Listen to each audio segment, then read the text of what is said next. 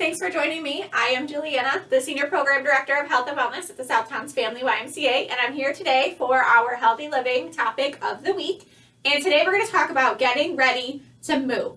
I love having this conversation in the classes that I teach or talking with members day to day here at the Y, and it's really focused on what we can do more of as opposed to what we should try to avoid or limit. Now, this conversation is going to talk about physical activity and exercise and talking about how we can do those with our chronic disease and diverse abilities and different things that we have going on with our joints, muscles, bones, all of the things that drive us crazy every day, and how we can help improve how we feel and what is a good idea to do exercise-wise with what we're dealing with. So I have a couple of our kind of top concerns of the day today, and we're going to talk a little bit on what activities we should limit, because there are definitely things that we should not be doing with certain injuries, recoveries, or ailments. But I want to focus more on the green. I want to talk a lot about today of what we can do more of during dealing with our concerns. Okay, so let's just jump right in. So the first concern I'm going to talk about is arthritis. So arthritis is pretty common. It's inflammation in our joints, and it really causes a lot of pain. This is with our shoulder, with our knee, with our hip, one side, both sides, fingers, anything that can kind of tense up on us joint-wise can cause arthritis. Now, activities that we want to limit with our arthritis are definitely high repetition, high impact activities. So stair climbing on the Stairmaster, running, jogging, high repetition, so classes that might be based on time under tension. So like a body pump class might cause some pain in the area affected with your arthritis. So we want to limit, not avoid, but limit those activities.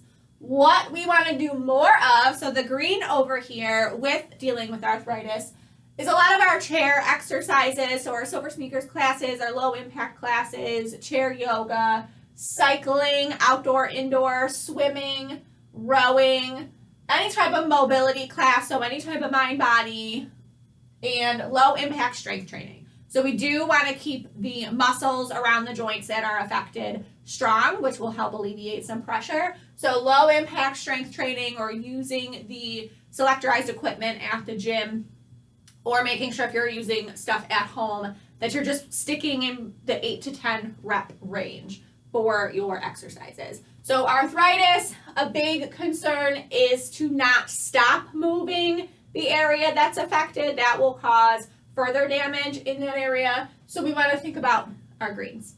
Okay. Next, we're going to talk about low back pain, another big concern from a lot of people. High impact running or jumping are definitely exercises that we want to limit based on your pain level. Okay. Really focusing with our low back pain on core strength. So our core wraps around our entire body. It's not just our six pack. It is our low back, our obliques, our abdominals in the front. So core strength training all around is going to help take pressure off of your low back. Water exercise is going to be key. Rowing, so either the row machine or if you have the ability to row outdoors. Flexibility training of our lower body. So a lot of the time, low back pain can be attributed to tightness in your lower body. So tight hamstrings are going to cause some low back pain. Tight hip flexors are going to cause some low back pain. So flexibility all around, but specifically for our lower body, is going to help take away some of that pain. And then walking is, of course, going to help as always. Next, we're going to talk about osteoporosis, another big one in not avoiding exercise. We really want to, the only thing that we want to avoid here or limit is bending at the waist. So any type of sit-up or crunch from the floor or using an abdominal machine is not ideal for anyone dealing with osteoporosis. But everything in the green is actually what we want to do for all of our healthy living. So weight-bearing aerobics, weight-bearing exercise, strength training, high-impact exercise for what you can deal with. The goal of osteoporosis is to prevent losing our bone density. So we're only going to do that by making our bones and our muscles work. So we want to really focus on doing those activities that are going to help make us nice and strong. So if you are dealing with any type of osteoporosis or osteopenia or any type of concern with your low bone density, I want you to get moving quickly so that we can help prevent that. And just start with walking. That would be the best option to start with. Next, I'm going to talk about Parkinson's disease. Now, this is a neuromuscular disease that I talk about this because it's much more prevalent than one might think, especially in our community here in Western New York. We have a big Parkinson's disease community and a big community for the healthy living opportunities for those affected with Parkinson's disease. What we want to limit are rapid movements. So rapid movements could cause some muscle spasticity, which could cause to some freezing of that muscle, of that joint. So we want to make sure that we are not putting our loved ones or yourself through quick-paced movements, okay? Also, challenging activities that are unassisted. So Parkinson's disease, if you are kind of affected with balance, posture, stairs might be a problem.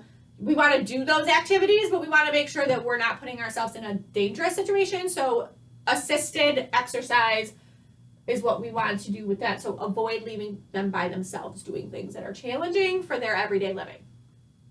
But what we want to work on, because there are a lot of things that we can do and that we want to do, slow and controlled strength training and flexibility training is going to be huge. So there really are no limitations generally for what these participants can and cannot do. Everything that they physically are able to do, strength training wise and flexibility wise, they should be doing just in a slow and controlled manner.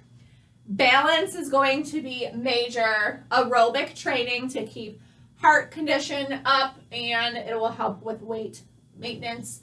Boxing and cycling are huge. Here at the Y, we run a Boxing with Parkinson's program to help with the mind-muscle connection. Cycling, indoor cycling, is also shown to be really effective for these participants. Again, it's the cognitive aspect with the muscular aspect.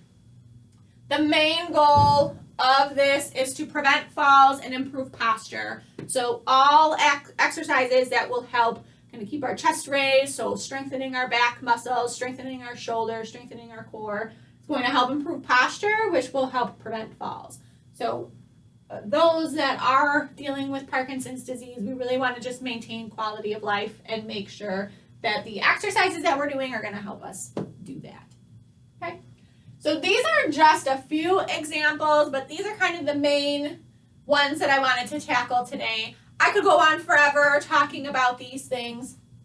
The overall goal of what I want you to take away from this conversation is that we all have things that we are dealing with physically, mentally, and emotionally around exercise, and I just want you to really find what you love to do and what you are comfortably able to do that makes you happy and feel successful, and try to do that as much as possible. So knee problems, hip problems, shoulder, some of the neuromusculars, anything, post-surgery. Like I said, I could go on forever, but the main thing is take the one thing that you can do successfully and keep doing it, because then you're going to be able to build upon that and you're going to feel really good. So moving our joints, moving our muscles, getting our heart rate going, it's the best feeling ever, and it's going to lead to a long and happy and healthy future. So I hope that you have found something that we can take away from this conversation.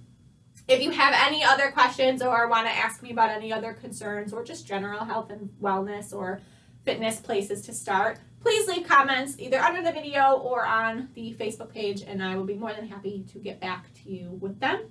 And just remember, we want to keep doing more. Focus on the greens. Thank you for joining me, and I will see you next week for our new healthy living topic of the week. Bye.